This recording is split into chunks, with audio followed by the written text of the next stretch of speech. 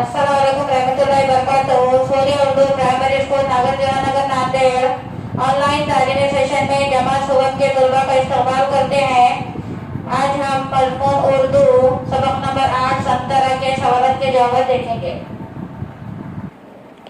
प्यारे बच्चों, सफ़ा नंबर 25 सबक नंबर 8 संतरा के अल्फाज के मायने देखेंगे। अल्फाज आप लोगों को लाल से लिखना है और उसके जो मायने हैं वो उदय से लिखना है। हम अल्फाज पढ़ रहे हैं और उसके मायने साथ में पढ़ रहे हैं, आप सुनिए और बाद में अपने अपने कापियों में लिखिए। अल्फाज है मुंह में पानी भर आना, उसके मायने हैं खाने की किसी मज़ेदार चीज़ का नाम सुनकर मुंह में पानी आना। अल्फाज है राहत, उसके मायने हैं खुशी। अल्फाज है खुश रंग, मायने हैं अच्छे रंग वाला। उसके बाद है खाश, फाक, मुफीद, फ़ायदेमंद, कलम लगाना, नया पौधा उगाने के लिए पौधे की शाख काट कर ज़मीन में लगाना।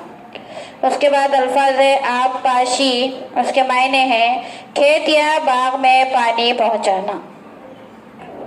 प्यारे बच्चों, उसके बाद है एक जुमले में जवाब लिखो, ये आपको लाल पेन से लिखना है। उसके बाद है सवाल नंबर 1, संतरे की सबसे बड़ी मंडी कहाँ है? क्वेश्चन मार्क, आपको ये भी लाल पेन से लिखना है। उसके बाद जवाब है संतरे की सबसे बड़ी मंडी नागपुर में है, आपको ये जवाब उदय पेन से लिखना है। उसके बाद सवाल नंबर 2 है बागबान डालियों को बांस का सहारा क्यों देते हैं?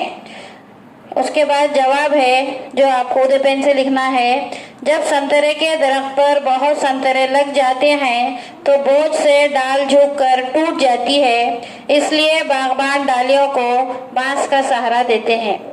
सवाल नंबर 3 है संतरे का दरख्त कितने साल तक फल देता है?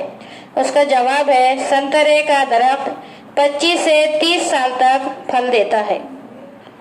प्यारे बच्चों, उसके बाद है सवाल सबक पढ़कर खाली जगह में मुनासिब लफ्ज़ लिखो।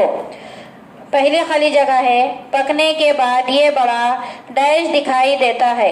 आपको खौस में 2 ऑप्शन दिए हुए, उसमें से कोई एक सही है वो चुनकर लिखना है। पहला है खुश रंग, उसके बाद है सुर्ख। आपको खाली जगह में सुर्ख रंग लिखना है। उसके बाद नंबर 2 ये काम डैश के दिनों में होता है, बारिश, गर्मी। आपको उसके अंदर बारिश लिखना है। नंबर 3 है इनके डैश से डालियां झुक जाती है, और उसके अंदर है वजन, बोझ। इसके अंदर आपको खाली जगह में बोझ लिखना है। उसके बाद सवाल नंबर 4 है हुकूमत डैश का इंतज़ाम कर रही है, और उसके अंदर है आब पाशी, खाद। आपको इसके अंदर आब पाशी लिखना है। प्यारे बच्चों, उसके बाद का सवाल है नीचे दिए हुए लफ्ज़ों की ज़िद लिखो। आपको अल्फाज दिए हुए हैं, अल्फाज उसके ज़िद लिखने का है। उसके बाद अल्फाज है कड़वा, उसकी ज़िद है मीठा। उसके बाद अल्फाज है नर्म, उसकी ज़िद है सख्त। उसके बाद है अल्फाज गर्मी, उसकी ज़िद है सर्दी।